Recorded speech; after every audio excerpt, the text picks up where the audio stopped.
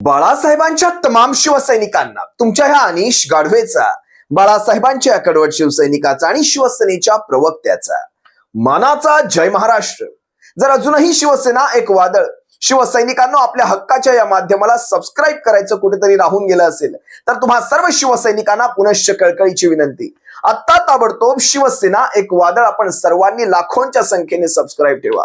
उभ्या महाराष्ट्राच्या कानाकोपऱ्यात शिवसेनेच्या ज्वलंत विचारांना पोहोचवणाऱ्या या माध्यमाला आपण सर्वांनी मिळून मोठं करा ही नम्र विनंती करतो.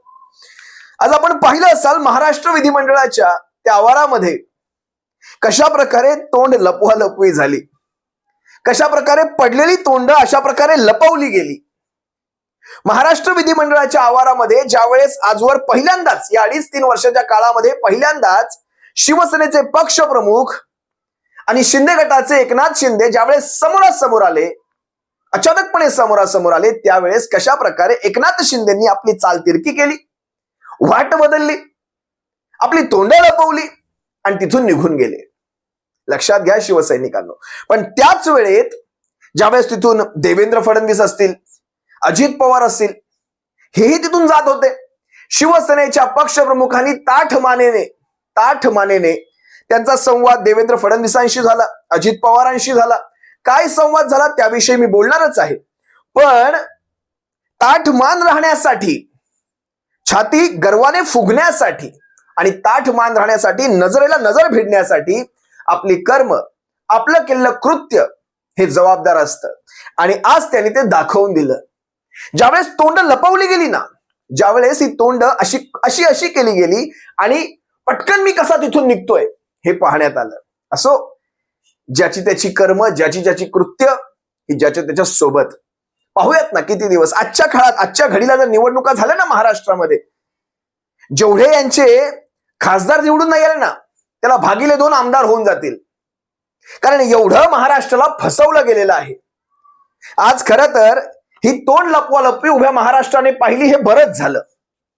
कळू द्यावं महाराष्ट्राला कर्मांचा आणि त्या तोंड लपवण्याचा संबंध असतो.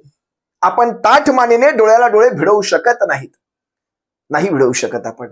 त्याच वेळेस पहा, तिकडनं देवेंद्र फडणवीस आले होते. तशी कमळी म्हटलं ना तर कमळीला ह्या सगळ्यांची सवय. ही कमळी, आता मला ते तोंडात माझे ते शिवसेनेचे शब्द येतात, जाऊ द्या, मी थोडंसं माझ्यावर कंट्रोल करतो. पण शिवसेनेच्या पक्षप्रमुखांनी कमळीला सुद्धा सोडलं नाही. ज्यावेळेस देवेंद्र फडणवीस तिथे आले, त्यांनी विरोधी पक्षनेते वरच्या सभागृहाचे अंबादास दानवेंशी हातमिळवणी केली. त्यानंतर सचिन अहिरांशी ते बोलले आणि शिवसेनेच्या पक्षप्रमुखांना पाहून त्यांनी नमस्कार केला, हात जोडले. त्यांना माहितीये हे व्यक्तिमत्व आज ना उद्या हे व्यक्तिमत्व माझा काय तो समाचार घेणार आहे. त्याच्या अगोदर मला केंद्रात जाऊन सेटल व्हायचंय. या व्यक्तिमत्वाला मी सहन नाही करू शकणार. मला केंद्रात जाऊन सेटल होईपर्यंत या व्यक्तीसमोर हात जोडायचेच आहेत. हा माणूस कधी हरू शकत नाही हे देवेंद्र फडणवीसांना चांगलंच माहितीये. पण त्याच वेळेत शिवसेनेच्या पक्षप्रमुखांनी यांना काय डायलॉग हाणला माहितीये तुम्हाला? त्यांनी मर्सिडीजचा उल्लेख केला. अतिशय इंटरेस्टिंग गोष्ट आहे. ते म्हणतात मर्सिडीजचे भाव तुम्ही वाढवले नाहीत. काय म्हणाले तुम्हाला मी वाचून दाखवतो. त्यांचं वक्तव्य मी लिहूनच घेतलेलं आहे. तुम्ही मर्सिडीजचे भाव वाढवले नाहीत देवेंद्र. आता खरं तर हा मर्सिडीजचा विषय कुठला तुम्हाला माहितीये? नीलम गोऱ्हेचा हा विषय. मर्सिडीज द्यावी लागते. खरं तर नीलम गोऱ्हेंचं ते वाक्य त्यांच्यात चांगलं टाळलं. त्या दिवशी नंतर नीलम गोऱ्हे काही माध्यमात दिसल्याच नाहीत. नीलम गोऱ्हे गायब. आता देवेंद्र फडणवीसांना चांगलंच माहितीये मर्सिडीज काय असतं ते आणि हे खरं त्याच्यात किती सत्यता आहे ते. त्यानंतर त्यांनीही पत्रकारांशी बोलताना, होय आम्ही मर्सिडीजचे भाव वाढवले नाहीत कारण त्यांना लागतात वगैरे अशा प्रकारचा एक मिश्किलपणा करण्याचा प्रयत्न केला.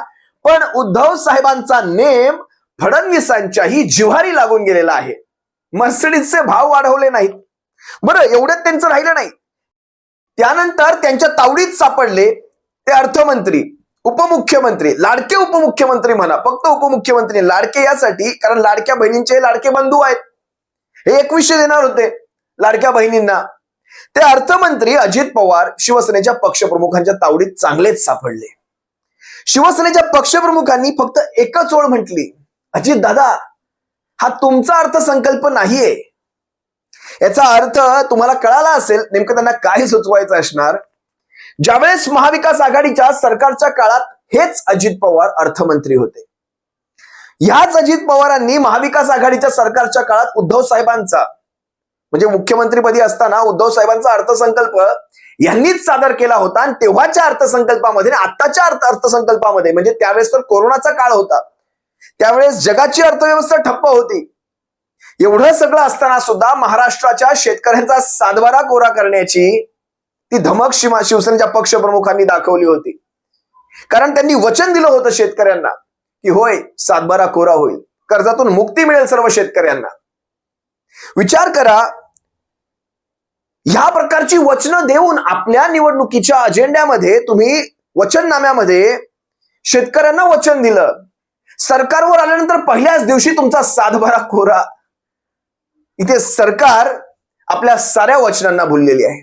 पहा ना एकदा शिवसेनेचे पक्षप्रमुख या देवेंद्र फडणवीसाला, या अजित पवाराला काय काय सुनावून गेलेले आहेत. एकेका वाक्यातच सुनावून गेलेले आहेत आणि काही जण तोंड लपवून गेलेले आहेत. जरा एकदा पहा, हा व्हिडिओ पहा.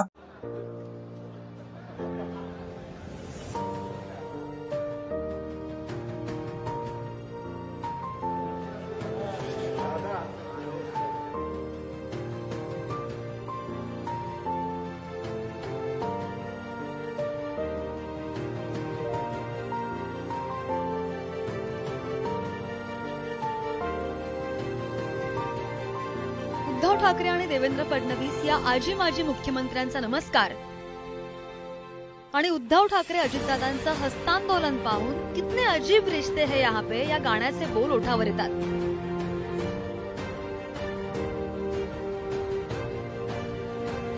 तर एकनाथ शिंदे आणि उद्धव ठाकरेंनी एकमेकांकडे कटाक्ष न टाकलेला पाहून पाहिले न मी तुला तू मला न पाहिले हे गाणं आपसुकच मनात रुंजी घालतं.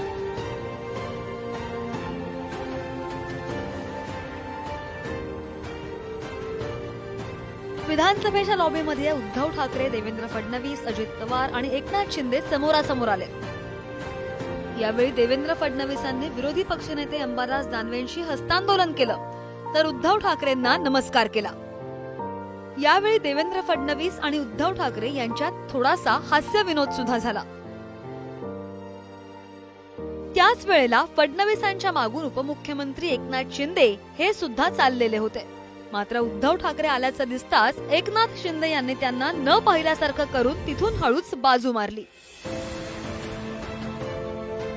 उद्धव ठाकरे यांनी देखील एकनाथ शिंदेंना इग्नोर केल्याचं दिसून आलं.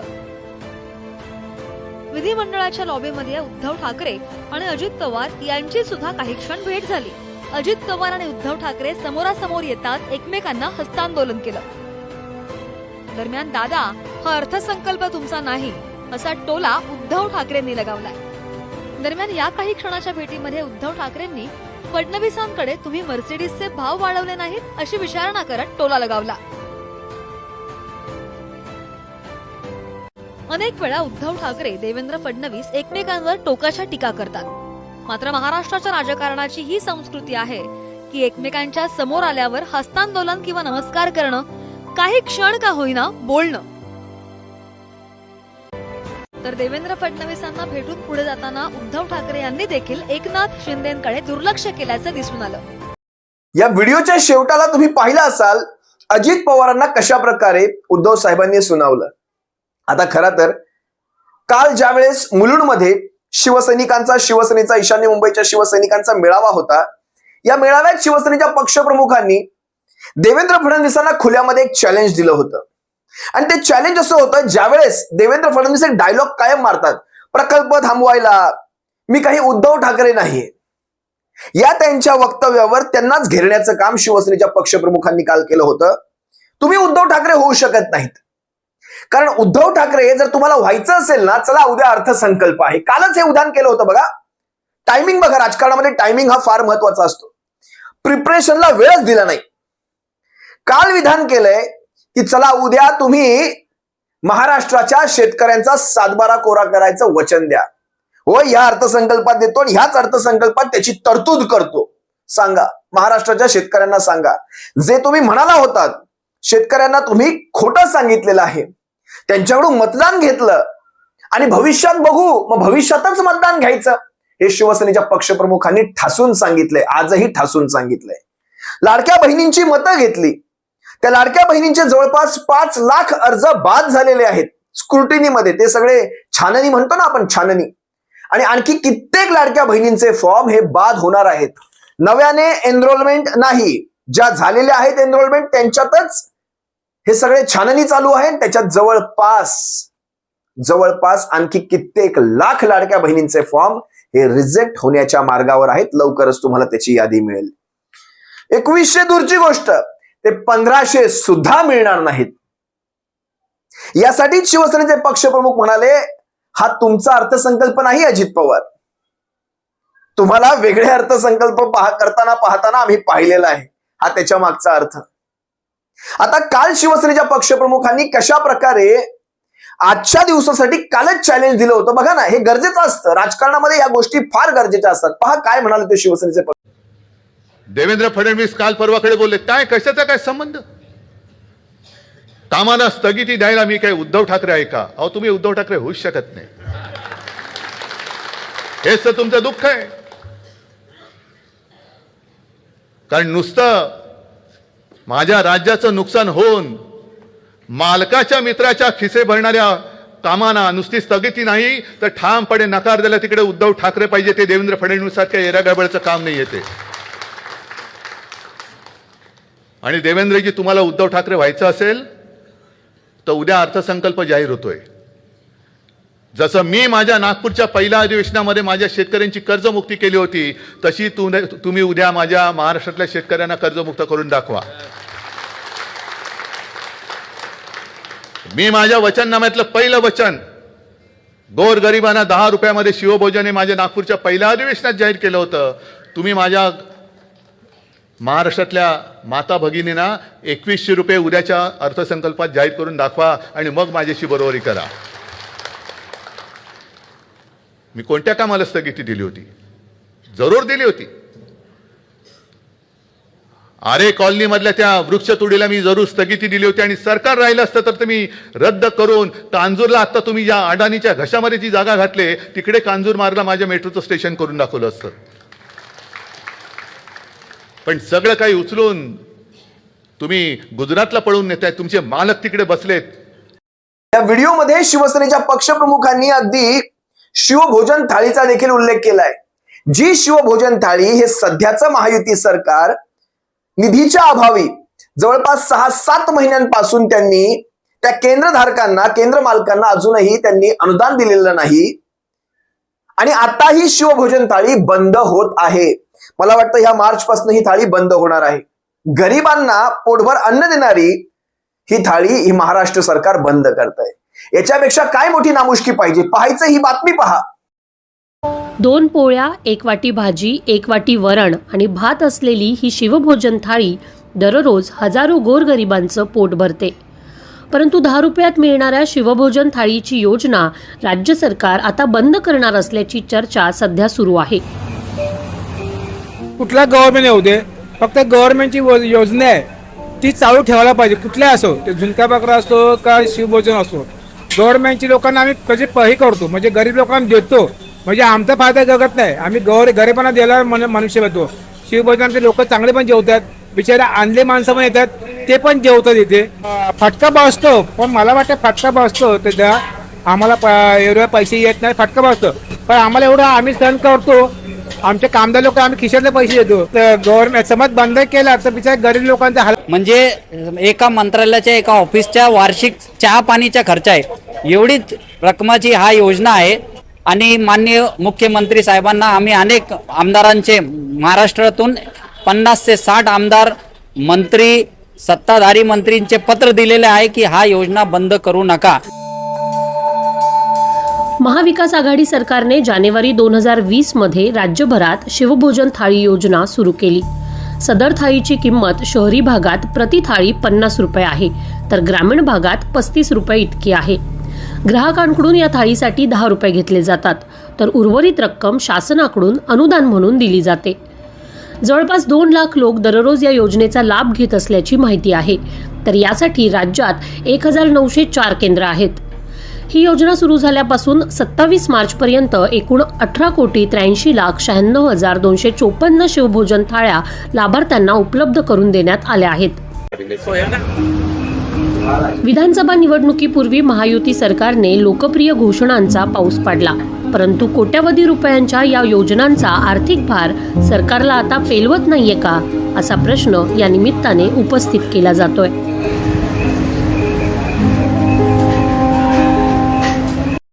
जाऊ द्या हो, काय काय सांगायचं ह्यांच्याविषयी. ही तोंड अशी लपलेलीच चांगली वाटतात. नजरेला नजर भिडवायची ताकद नसते ना, त्यांनी अशीच तोंड लपवावीत. असंच शिवसेनेच्या पक्षप्रमुखांनी यांना बोलत राहावं. मर्सिडीजचे भाव वाढवा, माणसं जरा जास्तच येत आहेत, जरा भाव वाढवा, जरा जास्त मर्सिडीज येतील तुमच्याकडे. त्यानंतर या अर्थमंत्र्यांना सुद्धा अशाच प्रकारे सुनावलं पाहिजे. हा तुमचा अर्थसंकल्प नाहीये, हा अर्थसंकल्प देवा भाऊंचा आहे. तुम्ही तर फक्त प्यादे तिथे बसलेले प्यादे. त्यांनी सांगायचं, तुम्ही मांडायचं. फरक तो काय राहिला? शेतकऱ्यांना, कष्टकऱ्यांना, विद्यार्थ्यांना सगळ्यांना वाऱ्यावर सोडणारा ह्यांचा अर्थसंकल्प असणार आहे. असो, यांच्यात एवढी धमक होती, काढायचे स्वतःचे पक्ष. एवढी तुमच्या धमन्यांमध्ये हिंदुत्वाची धमक होती, बाळासाहेबांच्या विचारांची धमक होती. पाहिले तुमचे बाळासाहेबांचे विचार, सारं काही पाहिलं. बाळासाहेबांचे विचार कधी खोटेपणा शिकवत नाही. बाळासाहेबांचे विचार कधी फसवेगिरी शिकवत नाही. आज बाळासाहेबांचे विचार सांगून बाळासाहेबांच्याच मुलाला, बाळासाहेबांच्याच नातवाला त्यांच्याच पक्षातून बाहेर करणारे हे बाळासाहेबांचे विचार नसू शकतात. आज बाळासाहेब किंबहुना दिघे साहेब जर असते तर काय झालं असतं याची कल्पना तुम्ही देखील करू शकत नाही शिवसैनिकांना. इतकं घाणेरडं चित्र दिसलं असतं. असो, यांच्या धमक नव्हती. यांनी पक्ष त्या इलेक्शन कमिशन ऑफ इंडियाच्या, न्याय व्यवस्थांच्या, या सरकारांच्या, या महाराष्ट्रातल्या अनाजी पंतांच्या मदतीने हे पक्ष घेतलेले आहेत. घेऊ द्यात, घेऊ द्यात. एक वेळ असेल शिवसैनिकांना, प्रत्येकाचा चढता आलेख येतो, त्याच वेळेस त्याचा उतरता आलेख सुद्धा निश्चित झालेला असतो. चढत्यासोबत उतरता आलेख हा निश्चित झालेला असतो. पाहूयात ना, यांचे उतरते आलेख ज्या वेळेस येतील, ही उंदरं पळालेली असतील, त्यावेळेस साथ नेमकी कोण कोण देत आहे तेही पाहूयात. तुर्तास तुम्हा सर्वांची रजा घेतो. सप्रेम जय महाराष्ट्र. बाळासाहेबांच्या शिवसैनिकांना काळजी घ्या. जय महाराष्ट्र.